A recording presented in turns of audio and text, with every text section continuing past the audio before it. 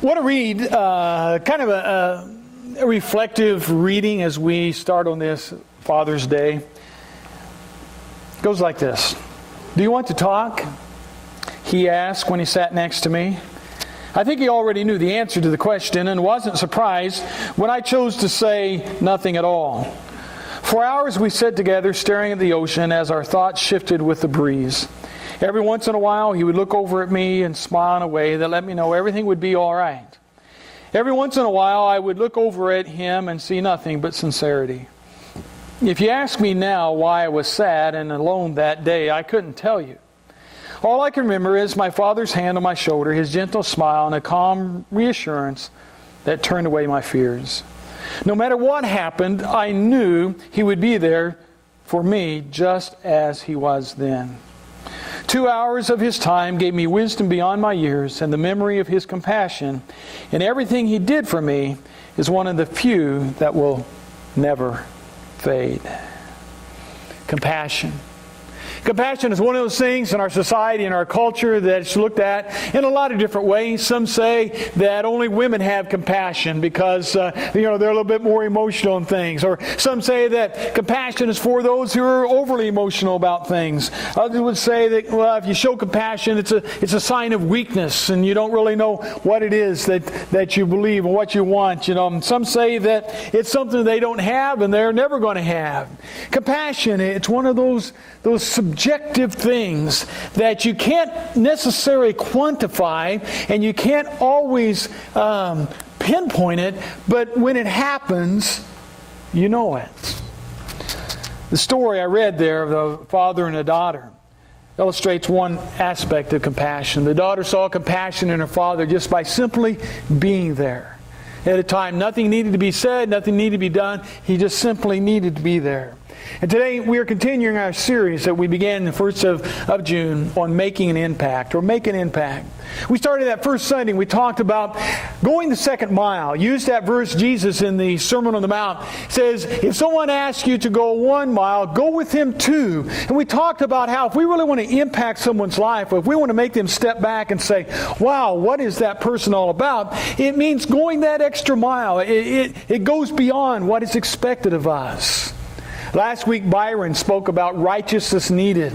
And if we're to be the people of God, we need a righteous life. And we need to have the passion in our heart to share our lives with others. And today I want to talk about this aspect of compassion. Just what does it mean? What does it look like? Biblical compassion is not weakness. Biblical compassion is strength. It's a quality, it is a character that should identify those who follow Christ. It's something that we should wear proudly. Let me illustrate from this standpoint. When I say, because pride is one of those things we shouldn't have, but we should wear compassion proudly. Any of you remember what happened in the NCAA tourney 2 years ago here in Fort Myers? Some of you do. What team became nationally recognized? FGCU. The FGCU Eagles. They were in the NCAA tourney. This little podunk school from Southwest Florida didn't stand a chance. They were seeded 15 out of 16 in the tourney in that bracket, and they surprised everybody by going to the Sweet 16, which if you don't follow college basketball, that's a big deal to get in the national tourney up to the Sweet 16. They got national attention, and all of a sudden you started seeing everybody wearing the green FGCU t-shirts or hats, and in fact, if you went to buy one around here, you couldn't find one because people were buying those things up, and they were wearing them proudly. They wanted everybody to know that they were associated, they were supporting the FGCU Eagles. They wore it proudly. Well, interesting enough, there's one verse I want us to look at today, and one verse I want us to focus on and what it means, and it comes from Colossians chapter 3, and it talks about not wearing t-shirts or hats or all the school colors, but it talks about wearing this thing called compassion. Colossians 3 verse 12 says this, therefore as God's chosen people, holy and dearly loved, clothe yourselves with compassion, kindness, humility, gentleness, and patience. Put it on. Wear it. Let it be there so that people can see that there is something about your life that's just a little bit different. And it says, clothe yourself. Put it on. Robe yourself. Cover yourself with it. And one of those aspects in that verse is compassion. Well, I want to talk a little bit about compassion today. I want to give you 5 things, 5 characteristics or qualities of compassion. The word itself is an interesting word in the New Testament. It's a word that literally means bowels yearning. Okay? Now, we don't usually associate positive things with that, if you feel things in your bowels. But it's the Greek word splagizomai, all right? That's a neat word. Let's say it together. Splagizomai. That doesn't sound like a pretty word either, all right? Especially when you think of bowels yearning. Splagizomai. It's not a good combination. But it's a word that's used in the New Testament several different times. It basically means an inner feeling, an attitude that is seen towards other people. I think the best illustrator or the best illustration of all of that is to look at Jesus himself. So that's what I want us to do today. I want us to look at Jesus to find out what this compassion is. And the first thing I want us to understand about compassion is simply this. Compassion does not negate the truth. And I think that's an important thing to start with. Compassion does not negate the truth. Now, what do I mean by that? Well, sometimes people would use compassion to say, well, anything goes. You just got to be compassionate and anything goes. But Jesus himself did not necessarily explain it that way. For example, there was one time where Jesus was teaching in Matthew 23, and there was a group of people there that were called Pharisees and Sadducees, and they were religious leaders that were not in tune with God the way they should be. And Jesus comes right out and calls them a lot of things. Here's just one example in Matthew 23, verses 27 and 28. He says, "What sorrow awaits you, teachers of the religious law, you Pharisees, you hypocrites! For you are like whitewashed tombs, beautiful on the outside, but filled on the inside with dead men's bones and all sorts of impurity. Outwardly you look like righteous people, but inwardly your hearts are filled with hypocrisy and lawlessness." And he goes on in that chapter and just lets them have it. You guys are like this and this and this and this. But what is interesting, he ends chapter 23 by saying this. "Oh, Jerusalem, Jerusalem, the city that kills the prophets and stones God's messengers. How often have I wanted to gather your children together as a hen protects her chicks beneath her wings. But you wouldn't let me." You hear the broken heart of Jesus after he's confronted those who were the religious leaders of Jesus, who somewhere along the way missed the boat.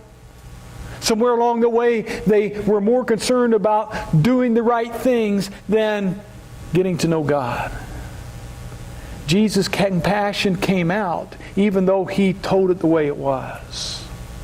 Another example is the woman caught in adultery. When Jesus was teaching, they dragged the woman in front of her. The religious leaders brought her there and threw her down in front of him on the ground. He said to the crowd, "He who is without sin cast the first stone." And we know what happened. It said that the oldest from the youngest began to leave because no one there could cast that first stone because they had all sinned. Now, some would say at this point, if Jesus was a compassionate person, he would have looked at that girl and he would have said, "It's okay. Everything's going to be all right. You don't worry about this. You just go ahead and be who you need to be, who you are." But Jesus didn't do that. He looked at the girl and really gave her what she needed, and he said, "Go and sin no more." Was that uncompassionate? No. It was simply sharing the truth. Because he knew for her life to get to the right spot, she needed to change some things in her life, and just simply stated, "You go, but don't sin anymore." That's compassion. Compassion does not negate the truth. And that's one of those things we need to understand. And Jesus was a great illustrator of how he could share the truth. He'd tell the way it was, but he still did it with compassion. So remember, compassion does not negate the truth. Something else about compassion is this. Compassion breaks through the social and cultural barriers. Jesus ministered to those that others didn't want to have anything to do with. You ever see the woman in the well, John chapter 4. They're going through Samaria, which most Jews wouldn't have done in the first place. They stop at the well. Jesus sends the guys in town to get some burgers and fries at the local McDonald's or whatever they had there. And this woman comes up, and she's an outcast from society. She had had 5 different men as her husband, and a social outcast. And what does Jesus do? He has the audacity to talk with her, a woman, to talk with her in public, a Samaritan woman, and then he had compassion on her and changed her life. He broke down all social and cultural barriers. The parable of the Good Samaritan, you remember that one? This guy laying beside the road is beaten, left for dead. The priest comes by, the righteous Jewish guy. He looks at her, passes on by. In fact, probably backed away a little and went around her. The Levite, the priestly tribe, looks at her, backs away, goes on. And it was the Samaritan, the one that, there again, the social outcast, the one in the culture that everybody would have thought was the kind of the bottom of the rung when it came to social status. He was the one that stopped. And Jesus simply made the point that when you see a need, you need to respond to that need. Compassion breaks through the social and cultural barriers. And we have that in our society. We have that here in Bonita. We have people that are different than Jew, and they look different, and they act different, and their culture is different, and things like that. And God looks at all of that, and what does He see? He sees His children. He doesn't see people who are white or black or Hispanic or Haitian or European or whatever cultural background they came from. He simply looks at people and sees His children. And compassion in our hearts breaks through all that. Just like Jesus illustrated in His life. The third thing about compassion is compassion goes beyond the norm. Goes beyond the norm. Read a story about a operator. We've all talked probably to one of these operators, Comcast. You ever dealt with Comcast on the phone? All right. Now, whatever negative thoughts just went through your mind, just take them all out, all right? There was this one lady who was a Comcast operator up in Tinley Park outside Chicago, and she was talking to this man and trying to help him walk through, trying to get his TV going. And she was talking to this man, and all of a sudden, on the other end, she heard a loud crash. And the guy, all she could do was hear moaning from the other end of the line.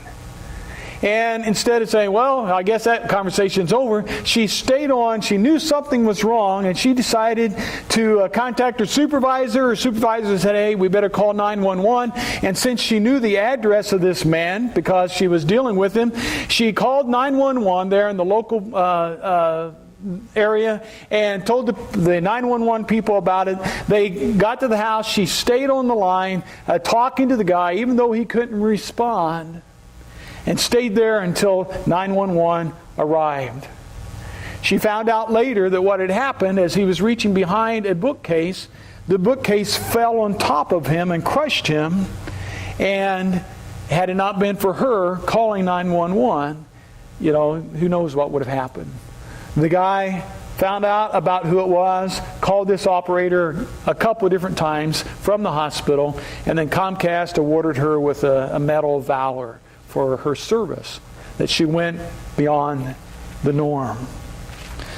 You see, there's numerous examples of Jesus where He went beyond the norm, where it would have been easier just to say, oh, okay, it'll be fine, and go on with life, because life was going to go on without Him in that situation. There was a situation in Matthew chapter 14 where He was teaching all day long, and the crowds had come out. There was a bunch of people there, and they were hungry. What did the disciples, what was the norm that the disciples wanted them to do? Send them away. Jesus, we don't have enough money or food to buy lunch for all these people. And that would have been the normal thing to do. It would not have been bad. It would not have been considerate. It would have just been the norm. If a lot of people come, it's time to eat. We're going to take a 2-hour break, come back, see you in a couple hours. This is what Jesus did in Matthew 14. He said, when Jesus landed, he saw a large crowd. He had compassion on them and healed their sick. And as the evening approached, the disciples came to him and said, this is a remote place and it's already getting late. Send the crowds away so they can go to the villages and buy themselves some food. But the key word in that passage is what? He had compassion on them. And you know what he did. They had a picnic that day. 5,000 of them. He went beyond the norm. Another example, Matthew 20. There were some that came up and they were blind. And they started yelling out, Jesus, help us see. Jesus, help us see. Now these guys, if they were blind, they had been there for a while. In fact, that's how they survived. They would lay alongside the road and they would beg for money as people came by. And that's their only way they were able to survive.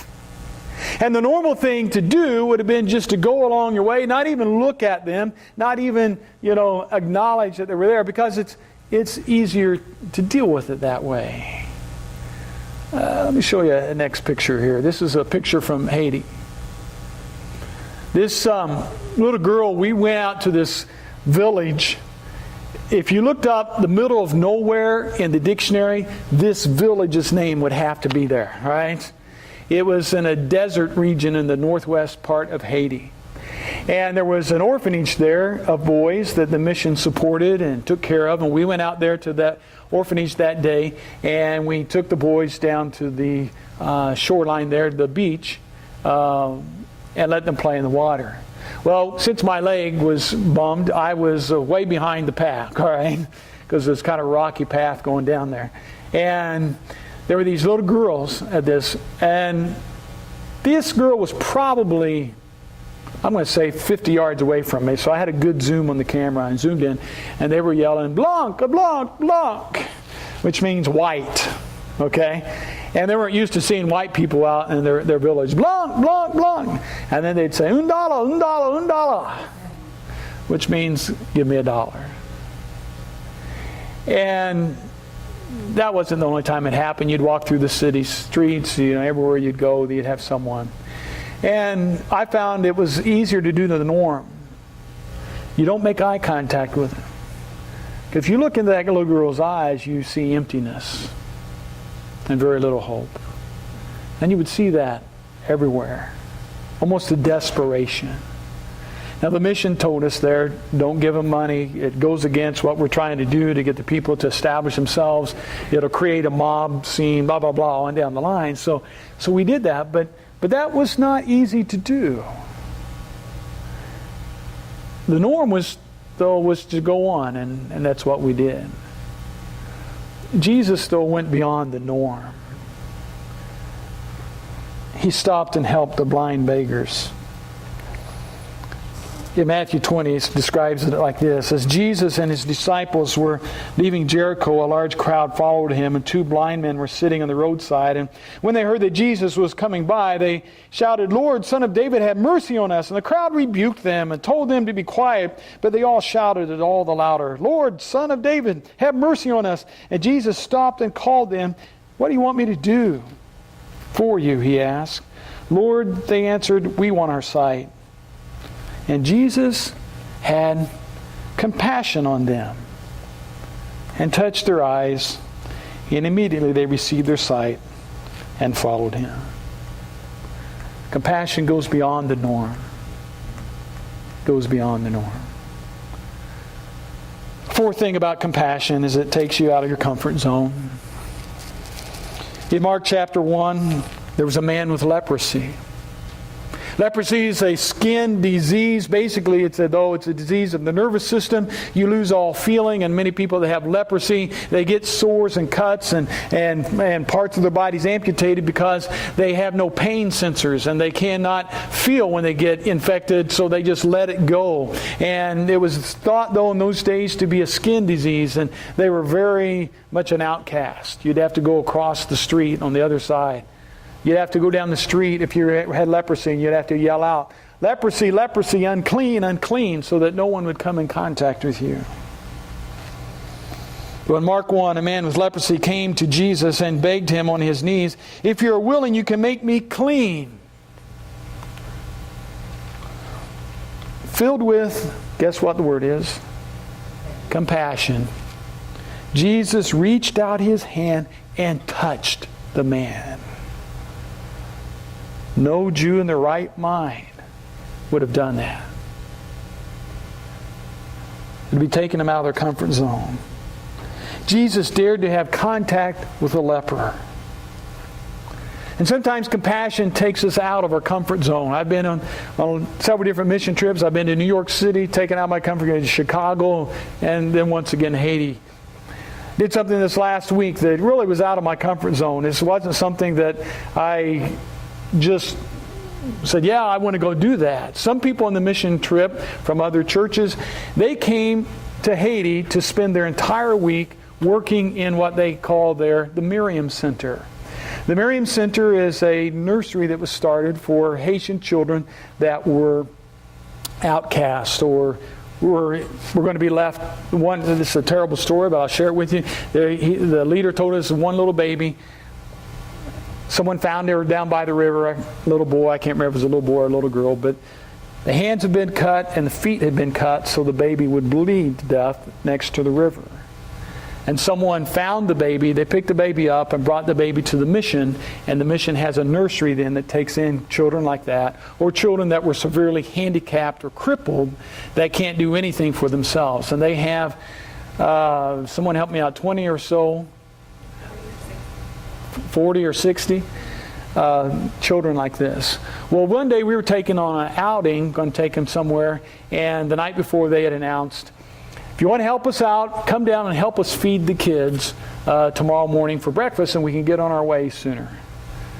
So the next morning, reluctantly, in some ways, okay. So I went down there. Here's a picture. That's me on the left feeding Joel, is his name, the little man in the Super Bowl. His legs are all crumpled up, and then the picture on the right-hand side is just a whole row of kids there that couldn't walk or do anything on their own. And I'm honest with you, that was not my comfort zone. Kid couldn't talk, couldn't communicate, wasn't sure what to do, but I just fed him this bowl of porridge or whatever it was there. And sometimes it takes us consciously going out of our comfort zone. Now, for some, like I said, for some of the people that went, that was their comfort zone. They spent the entire week there with those kids. But that wasn't me. But Robert asked me on the trip, what was the thing that you liked the best? And I said, I don't know if I liked it the best, but probably the thing that impacted me the most was feeding little Joe. Because it was not something that I'd much rather get up and preach a sermon than do something like that. Jesus touched a man with leprosy. Wasn't in his comfort zone. Wasn't culturally accepted. And sometimes compassion takes us out of our comfort zone. One last thing, and this kind of summarizes everything I've just said. Compassion means seeing people as Jesus saw them. Seeing people as Jesus saw them. In Philippians chapter 2, Paul says it this way, if you have any encouragement for being united with Christ, if any comfort from His love, if any fellowship with the Spirit, if any tenderness and compassion, then make my joy complete. Your attitude should be the same as that Christ Jesus. And what was his attitude? It was that of compassion. And then Matthew chapter 9, it says, "And Jesus went through all the towns and the villages, teaching in their synagogues, preaching the good news of the kingdom, and healing every disease and sickness. And when he saw the crowds, he had compassion on them, because they were harassed and helpless, like sheep without a shepherd." It doesn't take a rocket scientist to come up to the conclusion of this sermon. See the world as Jesus saw them, with a heart of compassion. Let's pray.